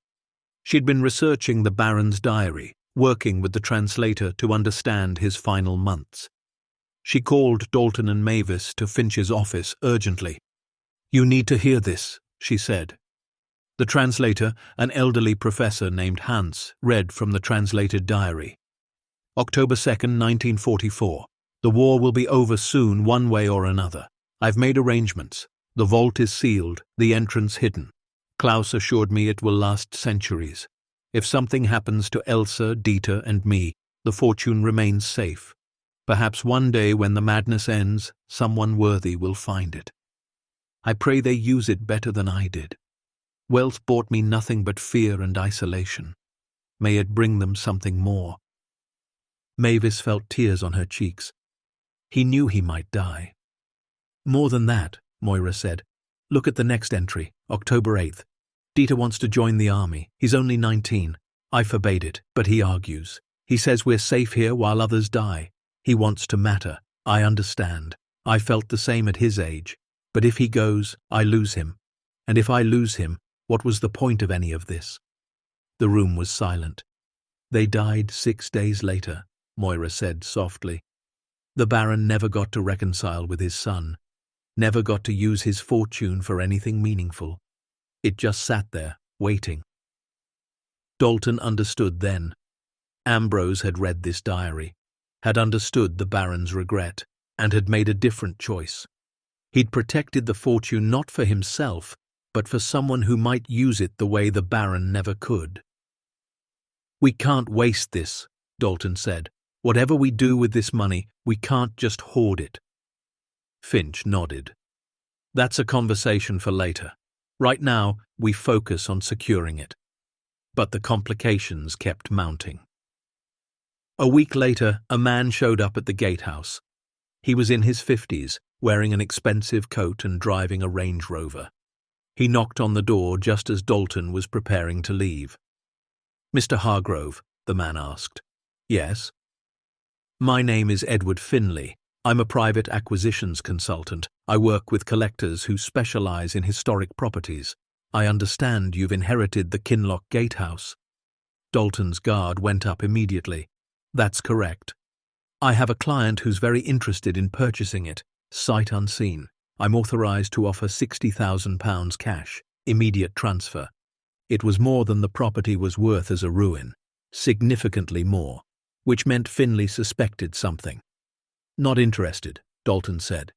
75,000, Finley countered smoothly. "That's my final offer." "Still not interested." Finley's smile didn't waver, but his eyes hardened. "May I ask why? You're American. You can't possibly want to maintain a crumbling medieval structure in the middle of nowhere." "Family history," Dalton said. "Sentimental value." "Everything has a price, Mr. Hargrove." "Not this." Finley studied him for a long moment. Then he handed Dalton a business card. "If you change your mind, my client is very motivated." After he left, Dalton called Finch immediately. "We have a problem." Finch listened to the story, then cursed softly. "Acquisitions consultant. That's code for treasure hunter. Someone's talking." "Who?" "Could be anyone. A local who noticed you spending time at the Gatehouse, someone at the land registry office, a clerk who saw our filing. Doesn't matter. The word is out that something's interesting about that property." "What do we do?" "Accelerate the timeline. We need to secure your legal claim immediately and start moving assets faster. I'll file the paperwork tomorrow. Meanwhile, you need to be careful. If Finley represents serious collectors, they won't stop at polite offers." Dalton felt the weight of it pressing down. This is getting dangerous." "Yes," Finch agreed. "It is." That night, Dalton and Mavis sat in their tiny hotel room in Edinburgh. They'd rented it for a month, unable to keep flying back and forth to Scotland. The room was cramped, the bed uncomfortable, but it was private. "Maybe we should walk away," Mavis said quietly. Dalton looked at her. "What?" "Maybe this is too much, too dangerous. Prescott is circling. Treasure hunters are making offers. What if someone gets hurt? What if we end up in prison for something we didn't even do?" "We didn't do anything wrong," Dalton said. "Ambrose left this to us." "Did he? Or did he leave us a curse wrapped in gold?" Her voice broke. "We were poor, Dalton. We were struggling, but we were safe. Now we're sitting on a fortune we can't touch, and everyone wants a piece of us. Maybe we should just tell someone, the government, the police, let them take it and walk away." Dalton pulled her close. "Is that what you really want?" she cried into his shoulder. "I don't know what I want. I just want to stop being afraid." "Me too," he whispered. "Me too." They held each other in that small room, two people in their 70s, caught between impossible choices. Eventually, Mavis pulled back, wiped her eyes. What did Ambrose's letter say? People who'd been broken by the world's cruelty, people who deserved a second chance. Yeah. We were broken. Prescott broke us, and now we have a chance to rebuild, not just for us, for everyone he hurt, for the families like us. She took a shaky breath. If we walk away, the vault stays hidden another 80 years, or someone like Finlay finds it and sells everything to private collectors who lock it away forever. Ambrose didn't protect it for that. He protected it for us. Dalton felt something settle in his chest. "So we keep going." "We keep going," she agreed. "But we do it smart. We trust Finch, we trust the plan, and we protect ourselves." The legal paperwork moved quickly once Finch pushed it. Within 2 weeks, the Gatehouse was officially transferred to Dalton and Mavis Hargrove. The back taxes were paid from the $6,000 they'd liquidated. The property was theirs, legally and completely. Finch filed additional documents establishing the Gatehouse and its contents as part of Ambrose's estate, legally bequeathed to his heirs. It wasn't ironclad yet, but it was a foundation. Meanwhile, Finch's team began the slow process of liquidating assets. Another bundle of currency, this time British pounds from the 1960s, sold to a collector for £8,000. Bearer bonds worth $10,000, quietly redeemed through a Swiss bank. Small amounts, nothing that triggered scrutiny. By the end of March, 6 weeks after they'd first arrived in Scotland, Dalton and Mavis had accumulated $43,000 in liquid funds. It wasn't the fortune in the vault, but it was more money than they'd had in 2 years. Enough to pay off their debts. Enough to breathe. One afternoon, Dalton sat in Finch's office while the lawyer tallied numbers. "At this pace," Finch said, "you'll have $500,000 within 6 months, enough to secure a home, stabilize, and plan long-term. And the rest? Patience. We move the art next, but that takes time. Authentication, provenance research, finding the right buyers. The bonds need to mature or be sold strategically. The gold certificates are the hardest. They're essentially collectibles now, worth far more than face value but difficult to move." Finch leaned back. "This isn't a sprint, Mr. Hargrove. It's a marathon. But you're running it. That's what matters." Dalton left the office feeling something he hadn't felt in years. Hope. Real, tangible hope. Not based on promises or family trust, but on action, on progress. He met Mavis at a cafe. She was drinking tea, reading a guidebook about the Scottish Highlands. "Thinking of staying?" he asked. She smiled. "Maybe. It's beautiful here, quiet, and no one knows us. We could start over." "What about Vermont?" "What about it? Our house is gone. Our friends watched us fall apart. Prescott is still out there. What's left for us?" Dalton sat down, ordered coffee. "You're serious?" I've never been more serious. We could buy a cottage here, something small, live simply, use the money to help people quietly, build something good. She reached across the table, took his hand. Ambrose spent 46 years here and found peace. Maybe we could too. Dalton looked into her eyes and saw the woman he'd married 52 years ago, still there, beneath the scars, still fighting. Then let's do it, he said. Over the next month, they found a cottage. It was 20 minutes from Kinloch Ferry, nestled in the hills with a view of a loch. 2 bedrooms, stone fireplace, a garden that needed work. It cost £90,000. They paid cash from the funds Finch had liquidated. The locals were surprised but welcoming. An elderly American couple buying a retirement cottage. It made sense. No one suspected the truth. They moved in on a rainy April morning. Their belongings fit in the back of a small van. They'd left almost everything behind in Vermont, shipping only what mattered. Photographs, a few tools, Mavis's grandmother's recipe box, which she'd refused to sell. That first night, they built a fire and sat together on the floor, the house still mostly empty. "We did it," Mavis said. "We actually did it." Dalton nodded. "Not done yet, but we're building." "Do you think Prescott knows where we are?" "Probably not. Finch routed everything through shell companies.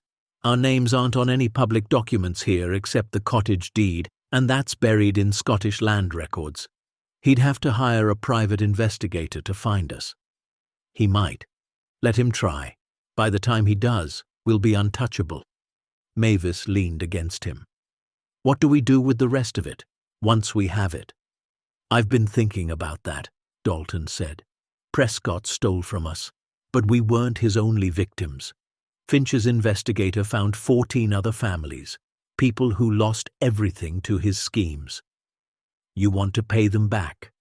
With interest, anonymously. They don't need to know where it came from. They just need their lives back." Mavis smiled through tears. "Ambrose would like that." "Yeah," Dalton said. "I think he would." But before they could help anyone else, they had to finish securing the fortune, and that meant confronting the biggest risk of all. In May, Finch called with urgent news. "The Austrian government has filed a claim. Someone tipped them off about the vault." Dalton felt his stomach drop. "How?" "We're not sure, but they're arguing that the Baron's assets should return to Austria under post-war restitution laws. They've requested a formal investigation." "Can they do that?" "Yes, and if they succeed, everything in the vault becomes property of the Austrian state. You get nothing." Dalton sat down hard. After everything, after all the careful planning, one bureaucrat could take it all away. "What do we do?" Finch's voice was steady. "We fight. We argue that the Baron naturalized as a British citizen before his death, making his estate subject to British law, not Austrian. We establish that the vault was hidden, not seized, making it fundamentally different from looted war assets. And we prove that you're legitimate heirs to Ambrose's custodial rights, giving you legal standing. Will it work? I don't know, but we have one advantage. The Austrians don't know exactly what's in the vault. They're operating on rumors and speculation. If we can delay their investigation long enough to move more assets, we secure your position." "How long do we have?" 6 months, maybe a year. They're moving through diplomatic channels, which is slow, but eventually they'll get a court order to inspect the Gatehouse. Dalton closed his eyes. "So we move everything we can." "Everything we can," Finch agreed. The pace accelerated. Over the next 4 months, Finch's team worked around the clock. They moved 50 more currency bundles, converting them through multiple channels. They sold 3 of the paintings through private auction houses, netting $18 million. They redeemed bearer bonds worth $30 million. The money was funneled through trusts, offshore accounts, carefully structured to avoid attention. By September, they'd extracted $97 million from the vault. It sat in protected accounts, earning interest, waiting for the legal battles to resolve. But the vault still held over 400 million, and time was running out. In October, the Austrian government's investigation reached Scotland. 2 officials arrived in Edinburgh, demanding access to Kinloch Castle and its grounds. Finch stalled. He filed motions, requested hearings, claimed the Gatehouse was structurally unsafe for inspection. He bought them 2 more months. In December, a Scottish judge ruled against them. The Austrians would be allowed to inspect the Gatehouse on January 15th. Dalton and Mavis stood in their cottage, staring at the date. "We can't move everything in time," Dalton said. Finch had been clear. Liquidating the remaining assets would take years. "So what do we do?" Mavis asked. Dalton thought about it. About Ambrose, protecting the vault for 46 years, about the Baron, hiding his fortune from Nazis, about the choice between losing everything and losing some things. "We take what matters most," he said. "The rest stays." Over the Christmas holiday, they made their final trips to the vault. They moved the remaining art, the gold certificates, the most valuable bonds. They left currency that was harder to trace, older bills that would raise questions. They left documents that tied to the Baron's estate, things the Austrians could claim historically.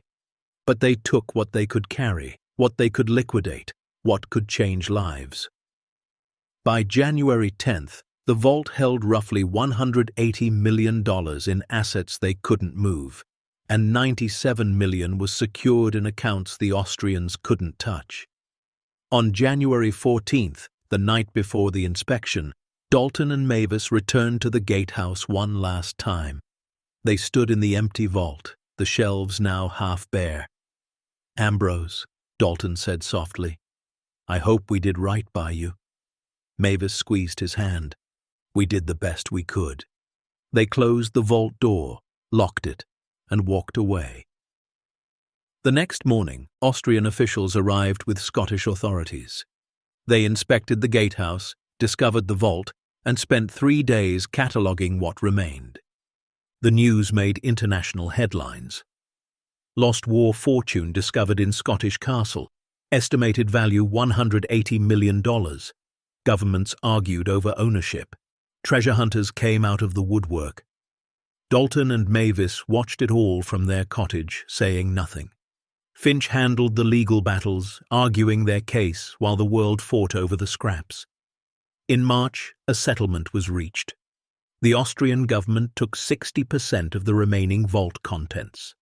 The Scottish government took 30% for treasure trove claims, and Dalton and Mavis, as Ambrose's heirs and legal custodians, received 10%, $18 million. Added to the $97 million they'd already secured, they walked away with $115 million, not the full $520 million, but more than enough. More than they'd ever imagined, and most importantly, it was legal, settled, protected. Finch took his 10%, $11.5 million, worth every penny. The rest was theirs, and for the first time since Prescott's betrayal, they could breathe. Spring arrived in the Highlands like a whispered promise. The hills turned impossible shades of green dotted with purple heather and white sheep. Dalton stood on the porch of their cottage, coffee in hand, watching the morning mist lift off the loch. Behind him, Mavis hummed while making breakfast. The sound was so ordinary, so peaceful, it almost didn't feel real. They'd been in Scotland for 14 months now. 14 months since that first letter from Callum Fionla. 14 months since they'd discovered a vault that changed everything. The legal battles were over. The money was secured. $115 million sat in accounts protected by the best attorneys money could buy. They'd paid off every debt, the apartment in Brattleborough, the storage unit fees, the medical bills from Mavis's blood pressure episodes.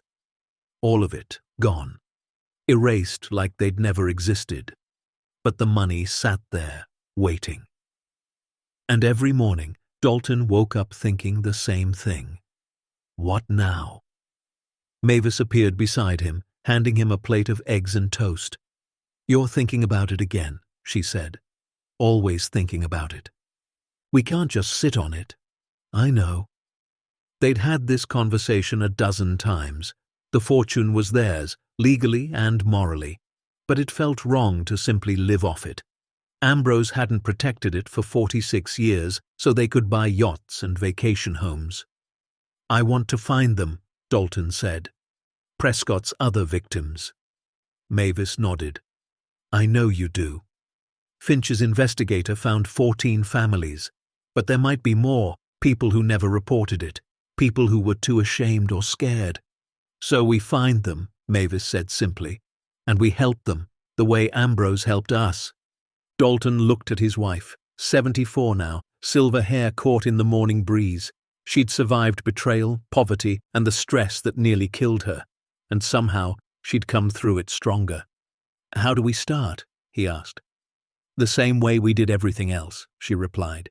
"Carefully, quietly, and with good people helping us." By the end of April, they'd hired a private investigative firm in Boston. Discreet, professional, specializing in financial fraud cases.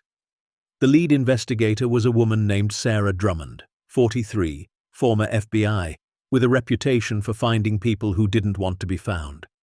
She flew to Edinburgh to meet them in person. They sat in a private room at a hotel, away from curious eyes. "Tell me about Prescott Oaks," Sarah said, notebook open. Dalton laid out the story, the investment scheme, the $380,000, the forged documents, the offshore accounts, the 14 known victims Finch's team had identified. Sarah took notes, her expression neutral but focused. "And you want me to find more victims?" "Yes," Mavis said, "and build a case against him. A real case, the kind that puts him in prison." "He's currently in Miami," Sarah said. "I did preliminary research before flying out. He's running a new operation, luxury real estate investment. Same basic scam, different wrapper. I found evidence of at least 6 new victims in the past 18 months. Dalton felt rage ignite in his chest. "He's still doing it."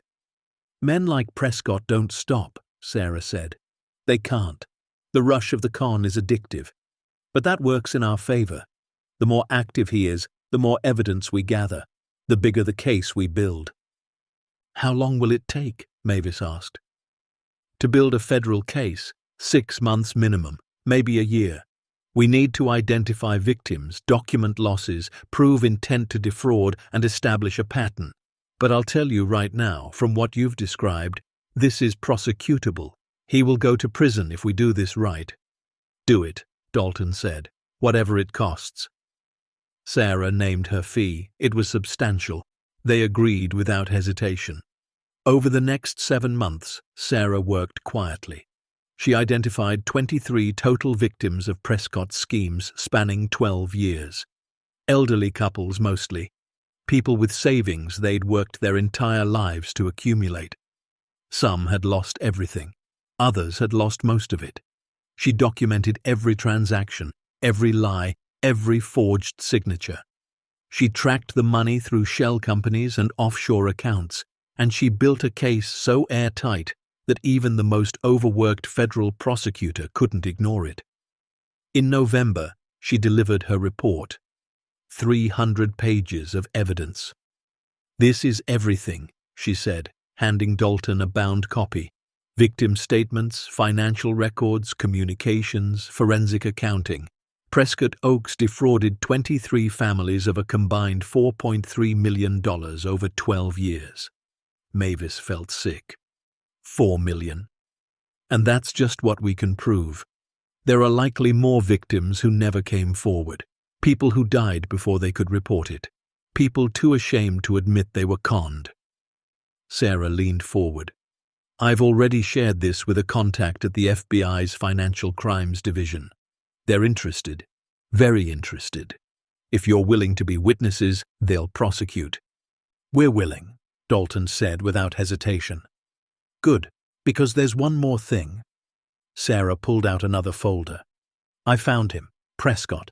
He's living in a waterfront condo in Miami Beach, drives a Porsche, wears $1,000 suits, and he's planning his next scam, a development project in the Keys. He's already taking deposits. Dalton stared at the photo Sarah slid across the table. Prescott, older now, grayer, but still wearing that same smile, that same predator's smile. "When do they arrest him?" Dalton asked. "Soon," Sarah said. "The FBI is building their operation now. They want to catch him in the act, talking to a new victim. It makes the case stronger. I'd estimate they move within 30 days. "We want to be there," Mavis said quietly. "When they arrest him, we want to see it." Sarah hesitated. "That's not usually how it works." "We don't care," Mavis said, her voice steady. "He took everything from us, left us to die in poverty. We want to see him in handcuffs." Sarah studied her for a long moment, then nodded. "I'll see what I can arrange." 3 weeks later, Dalton and Mavis flew to Miami. They checked into a modest hotel near the beach and waited. Sarah had gotten them permission to observe from a distance. The FBI was raiding Prescott's office and condo simultaneously. They'd coordinated with local police. It would be fast and overwhelming. On December 8th at 6 in the morning, they stood across the street from Prescott's condo building. Federal agents in windbreakers moved into position. Unmarked cars blocked both ends of the street. Sarah stood beside them, wearing a visitor badge. "Any minute now," she said. They watched the entrance. Dalton's heart hammered. Beside him, Mavis was perfectly still. Then the doors burst open. Agents flooded inside. Shouts echoed. 4 minutes later, they emerged. And between two agents, hands cuffed behind his back, was Prescott Oaks. He looked smaller than Dalton remembered. Older. The expensive suit couldn't hide the fear in his eyes as cameras flashed and agents read him his rights. Prescott's gaze swept the crowd of onlookers and stopped. He saw them, Dalton and Mavis, standing together across the street. His face went through several expressions: confusion, recognition, disbelief, rage. His mouth opened, but no sound came out. An agent pushed him toward a waiting vehicle, and then he was gone. Mavis let out a breath she'd been holding for 2 years. "It's over!" "Not yet," Dalton said, "but soon." The trial took 9 months to reach court. Prescott's lawyers tried every delay tactic in the book, but the evidence was overwhelming. Sarah had built a case that couldn't be broken.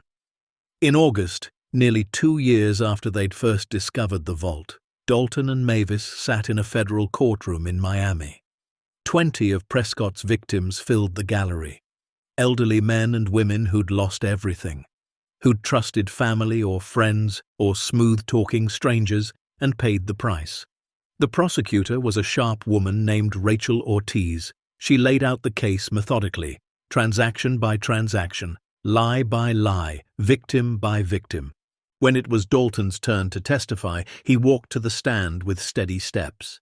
He placed his hand on the Bible and swore to tell the truth. "Mr. Hargrove," Rachel began, "can you describe your relationship to the defendant?" "He's my wife's nephew," Dalton said. "We considered him family." "And in March of 2023, did the defendant approach you with an investment opportunity?" "Yes." "Can you describe what he told you?" Dalton walked through it. The glossy presentations, the promises, the pressure to mortgage their home, the trust they'd placed in family. "And how much money did you ultimately give to Mr. Oaks?" $380,000, everything we had." "And what happened to that money?" "It disappeared. His company didn't exist. The development was fake. The money went to offshore accounts and we never saw it again." Rachel paused. "What impact did this have on your life?" Dalton looked at Prescott. His nephew sat at the defense table, refusing to meet his eyes. "We lost our home, our savings, our dignity. My wife's health declined. We were evicted. We had to sell our belongings to survive. For 18 months, we lived in an apartment above a laundromat, eating meals stretched with rice and pasta, wondering if we'd make it to the next month." His voice didn't shake. It was steady, clear. We trusted him because he was family, and he destroyed us because he could. The courtroom was silent. Rachel nodded. Thank you, Mr. Hargrove. No further questions. Prescott's lawyer tried to cross-examine, suggesting Dalton was a sophisticated investor who understood the risks. Dalton shut it down calmly. I built houses for 50 years. My wife restored furniture. We weren't sophisticated. We were trusting. There's a difference. When Mavis testified, she was even more devastating. She described watching strangers buy their possessions at the estate sale. Her voice broke when she talked about the night she collapsed on the floor of their empty house, sobbing. I thought that was the end, she said. I thought we'd die in that apartment with nothing to show for our lives, all because we believed family wouldn't hurt us. Prescott's lawyer had no questions. The trial lasted 3 weeks. The jury deliberated for 4 hours. They found Prescott Oaks guilty on 23 counts of wire fraud, mail fraud, and conspiracy to commit fraud. At sentencing, the judge was unsparing. Mr. Oaks, you preyed on the elderly and vulnerable. You used family relationships and trust to steal from people who could least afford to lose. You showed no remorse, no conscience, no humanity. This court sentences you to 18 years in federal prison, to be followed by 5 years supervised release. You will also be ordered to pay restitution in the amount of $4.3 million to your victims. The gavel fell. Prescott was led away in handcuffs. He looked back once, eyes finding Dalton and Mavis in the gallery. Dalton held his gaze, didn't flinch, didn't look away. And in that moment, Prescott understood. His aunt and uncle weren't broken anymore. They'd won. Outside the courthouse, victims gathered on the steps. Some cried with relief, others hugged. A few thanked Dalton and Mavis for having the courage to testify. None of us thought we'd see justice, an older man said, tears streaming down his face. We thought men like him just got away with it. Not this time, Mavis said gently. That evening, back in their hotel, Dalton sat with Mavis on the balcony overlooking the ocean. The sun was setting, painting the sky in oranges and purples. 18 years, Mavis said. He'll be in his 60s when he gets out. Good, Dalton replied. They sat in comfortable silence for a while. Then Mavis asked, What about restitution? The judge ordered $4.3 million. Prescott doesn't have it. No, Dalton agreed. He doesn't. But we do. Dalton looked at her. You want to pay his victims? Anonymously, Mavis said. Through a foundation or trust. They don't need to know it came from us. They just need their lives back.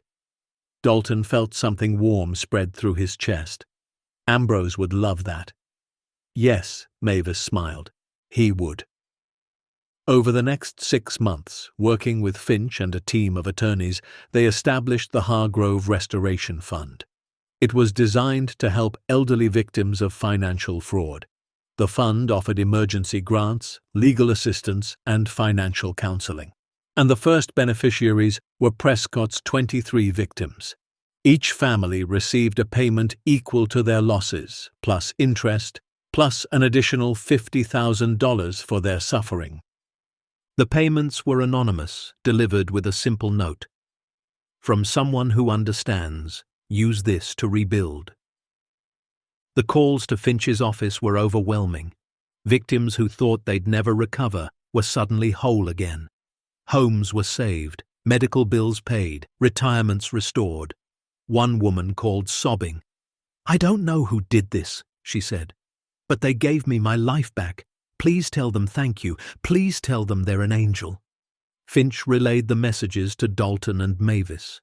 They sat in their cottage reading email after email, letter after letter. Mavis cried. Dalton held her. We did it, she whispered. We turned something terrible into something good. We're not done yet, Dalton said, because the vault, even after the Austrian settlement, had given them $115 million. They'd used $5 million to pay Prescott's victims. They'd used $2 million to buy their cottage and live comfortably. That left $108 million. and Dalton knew exactly what to do with it. In the spring of 2026, 3 years after that first letter from Scotland, Dalton and Mavis made an offer to purchase Kinloch Castle and its surrounding grounds. The current owners, a property development company that had gone bankrupt, were eager to sell.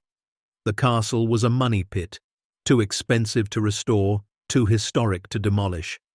Dalton offered £12 million, cash. The deal closed in June. Standing in front of the castle for the first time as its owners, Dalton and Mavis felt the weight of history and possibility. "It's ours," Mavis said, voice full of wonder. "What do we do with it?" "We finish what Ambrose started," Dalton replied. They hired architects, engineers, and historians. The plan was ambitious: restore the castle to its former glory, but repurpose it for the community. The main hall would become a community centre. The East Wing would house a museum dedicated to Ambrose's life and the castle's history. The West Wing would offer educational programs, teaching traditional crafts, carpentry, restoration work. The grounds would include gardens, walking paths, and a workshop where Dalton could teach young people the dying art of traditional woodworking. And the Gatehouse, Ambrose's home for 40 years, would be preserved exactly as he'd left it, a memorial. The project took 2 years and cost $38 million. But when it opened in the summer of 2028, it was magnificent. The grand opening drew hundreds: locals who remembered Ambrose, tourists fascinated by the vault story, journalists covering the transformation, government officials praising the restoration. Dalton and Mavis stood at the entrance, ribbon in hand. "This is for Ambrose," Dalton said into the microphone. "For 46 years, he protected something remarkable, not just a fortune, but an idea, that good things can come from broken places, that second chances exist, that sometimes the universe corrects its cruelest mistakes." He looked at Mavis. 3 years ago, we were broken, betrayed by family, left with nothing. We came to Scotland expecting maybe a few $1,000s from selling an old building. Instead, we found a miracle." The crowd was silent, hanging on every word. But the money wasn't the miracle. The miracle was what it allowed us to do, to help victims of fraud rebuild their lives, to restore this beautiful place, to create something that will serve this community for generations. The money was just a tool. The real wealth was the choice to use it well. Mavis stepped forward. "Ambrose wrote in his journal that true wealth is measured in restored faith, not counted currency. We believe that. Every dollar we found in that vault came with a responsibility, to honor the Baron who hid it, to honor Ambrose who protected it, and to honor everyone who's been broken by greed and betrayal." Her voice strengthened. "This castle isn't a monument to us. It's a monument to the idea that kindness and justice still matter, that one person's decision to do right can ripple forward for decades, that lost things can be found and broken things can be restored." The ribbon was cut. The crowd cheered. Dalton and Mavis walked through the castle together, watching families explore, children run through halls that had been empty for decades, elderly locals point at photographs and share memories. In the museum wing, they'd created a special exhibit: the caretaker's vault, Ambrose Hargrove, and the fortune that waited. It told the whole story: the Baron, the war, the hidden vault, Ambrose's 46 years of protection, the discovery, the legal battles, and the decision to use the fortune for good. Visitors stood in front of photographs of Ambrose, reading his journal entries, displayed behind protective glass. One entry in particular drew crowds. December 3rd, 2024. "I'm dying, but I'm not afraid. I've done what I set out to do. I protected something valuable until the right people could find it. I don't know who they'll be, but I trust the universe to send someone worthy, someone who's known loss, someone who understands that wealth means nothing if it doesn't serve life. To whoever finds this, don't let the money corrupt you. Use it to heal, to build, to prove that good still exists in dark places. Beside the journal was a photograph. Dalton and Mavis standing in front of the gatehouse, holding the brass keys. Underneath, a placard read, Dalton and Mavis Hargrove, Ambrose's great-nephew and his wife, discovered the vault in February 2025. They used the fortune to help fraud victims rebuild their lives and restore Kinloch Castle as a community treasure. They chose purpose over profit, and in doing so honored Ambrose's legacy. People stopped to read. Some took photos, others just stood quietly, contemplating. One afternoon, months after the opening, an older woman approached Mavis in the castle gardens. Mrs. Hargrove? Yes? I'm Lillian Prescott, Prescott Oakes's mother. Mavis felt her body tense. The woman raised a hand. I'm not here to defend him. I'm here to apologize for what he did to you, for what he did to all those families. I raised him better than that. I don't know where I failed, but I did. Tears rolled down her cheeks. When I heard what you did, how you helped his victims, how you built all this, I had to come. I had to tell you that you're better people than our family deserved. Mavis's anger softened. You didn't do this. He did. But I'm his mother, and I'm ashamed, so I wanted to say thank you for showing mercy when you could have just taken everything and disappeared, for proving that goodness exists. She pressed an envelope into Mavis's hand. I know it doesn't matter, but this is everything I could scrape together, $10,000. I want you to add it to your fund to help one more family. Mavis opened the envelope. Inside was a check and a note. From a mother who failed to help someone else's mother survive. Mavis hugged her. The woman sobbed into her shoulder. And in that moment, Mavis understood. Prescott's evil hadn't just hurt his victims. It had destroyed his own family too. We'll use it well, Mavis promised. And your son's choices aren't yours to carry. The castle became a beacon. People travelled from across Scotland, across Europe to see it. But more importantly, it became home. Locals used the community centre for meetings, celebrations, gatherings. Teenagers took carpentry classes from Dalton, learning to work with wood the way he'd learned from his father. Artists used the studio spaces. Gardeners tended the grounds. The castle lived again, not as a monument to medieval power, but as a testament to community and second chances. Dalton and Mavis lived simply in their cottage, visiting the castle daily. They walked the grounds, talked to visitors, and quietly funded scholarships for young people who wanted to learn trades. They never flaunted their wealth. Most people in the village had no idea how much money they actually had. They just knew the American couple who'd bought the castle had done something remarkable with it. On their 55th wedding anniversary, Dalton and Mavis returned to the Gatehouse. They stood in Ambrose's old living quarters, now preserved as a museum exhibit. Do you think he knew, Mavis asked, that we'd do all this? I think he hoped, Dalton replied, but I don't think even he imagined how far it would go. They'd been in Scotland for 3.5 years now. In that time, they'd helped 63 families recover from fraud. They'd restored a castle. They'd created jobs for 37 people. They'd funded education for over 100 young people. They'd turned betrayal into purpose. Mavis ran her hand along the wooden table where Ambrose had written his journals. I used to think we were unlucky, that the universe was cruel, that Prescott taking everything was the end of our story. And now? Now I think maybe we had to lose everything to find this, to find ourselves, to find what we were really capable of.